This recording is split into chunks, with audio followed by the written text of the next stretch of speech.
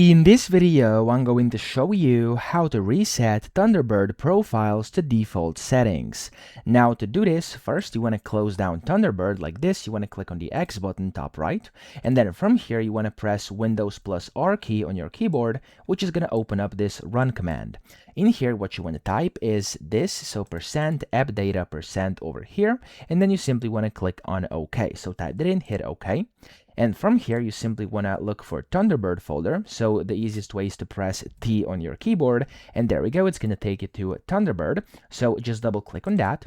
And then from here, where you basically see there's going to be a bunch of different files, what you want to do is first go and delete this one over here called profiles.ini. So click on it and then delete it like that.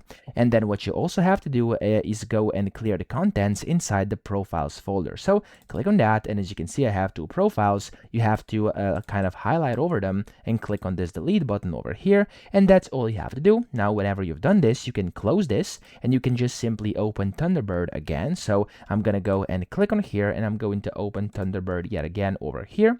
And what this is going to do here, as you can see, the program is going to treat the launch as a first time start and show the automatic account setup window over here. Okay, and just like this, we've successfully reset all Thunderbird profile settings to basically default settings. Okay, that's it. I hope this video helped you out. If it did, please subscribe to the channel and help me out as well.